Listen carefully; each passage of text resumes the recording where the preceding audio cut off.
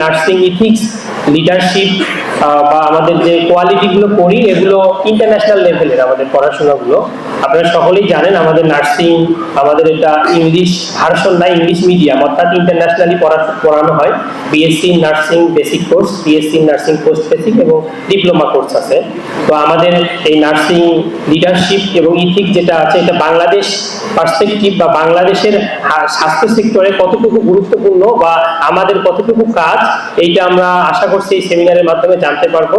Nursing ইথিক্সের অনেকগুলো বিষয় আছে, তার মধ্যে হচ্ছে একটা জাস্টিস, ন্যায় বিচার। এই ন্যায় বিচার নিয়ে সারা বাংলাদেশে এখন উদ্বেগ। এই ন্যায় বিচার যদি প্রতিষ্ঠিত হয় তাইলে বাংলাদেশের সকল ক্ষেত্রে সবকিছু সুন্দরভাবে প্রতিষ্ঠিত হবে।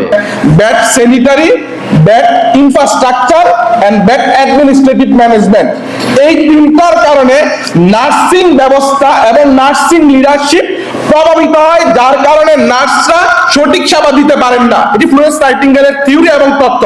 উনি এটা আপনার উনার বইয়ের মধ্যে উল্লেখ করেছেন। আমরা কিন্তু এখন বর্তমান কনটেক্সট চিন্তা করেন, আমি আসার পূর্বে রংপুর মেডিকেল কলেজের মেডিসিন ডিপার্টমেন্টে আমি ঘুরে আসলাম। এই মেডিসিন ডিপার্টমেন্টের বর্তমানে আপনি যদি দেখেন আপনার ওইখানকার ক্লিনিং পরিবেশটা নাই, ইনফ্রাস্ট্রাকচারটাও আপনার ডেভেলপ না, এবং আমরা যদি অ্যাডমিনিস্ট্রেটিভ ম্যানেজমেন্টের কথা চিন্তা করি, আমরা মনে করি এইখানে এই জায়গাটা ফল আছে। তার মানে ফ্লোরেন্স নাইটিঙ্গেল যেই কথাগুলো বলেছিলেন, আমরা সেই কথাগুলো বাংলাদেশের মধ্যে আলোচনা করতেছি না, এবং আমরা পলিসি লেভেলে জানাইতেছি না যে আমাদের মূল নার্সিংটা এই পদ্ধতিগতভাবে আসবে। আর যদি ইসলামের দিকে আসি, ইসলামে বলা হয়েছে পরিষ্কার পরিচ্ছন্নতা ইমানের অঙ্গ।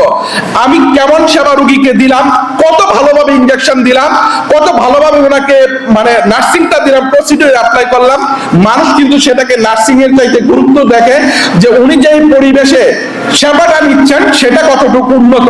তাহলে প্রত্যেক নার্স উনি একজন লিডার। স্বাস্থ্য সেক্টর একটা মহা বিপ্লবী সেক্টর, অনেক বড় একটা সেক্টর। এই বড় একটা সেক্টরে নার্সেস কর্মকর্তা বৃন্দ অনেক বড় একটা দায়িত্বশীল অংশ, অনেক বড় একটা দায়িত্বশীল অংশ। আজকের সেবার ব্যাপারে আপনি একেবারে যারা অশিক্ষিত মূর্খ 3, 4, 5 জন 7 জন তাদের আসরেও যদি আপনি যান, একেবারে আমাদেরকে ধুয়ে দেওয়া হয়। ডাক্তার আর নার্সদেরকে হসপিটাল নিয়ে কত রকম নেতিবাচক কথা বলা হয়, অথচ আমরা যে কত ইতিবাচক ভালো কাজ করি এগুলোর কোনো প্রচার নাই আমাদের, এগুলোর কোনো বলাই হয় না, আমাদেরকে বলবার সুযোগই নাই।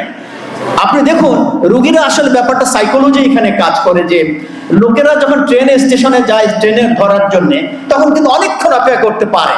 বাসে যখন যাবে, বাস স্ট্যান্ডে গিয়ে বাস না আসলেও বসে থাকতে পারে। থানায় যখন যায় টাকার বান্ডিল নিয়ে যায়, উকিলের কাছে যখন যায় টাকার বান্ডিল নিয়ে যায়, হুজুর করে চুপচাপ বসে থাকে ঘন্টার পর ঘন্টা, কিন্তু কোনো তাদের ইফেক্ট হয় না।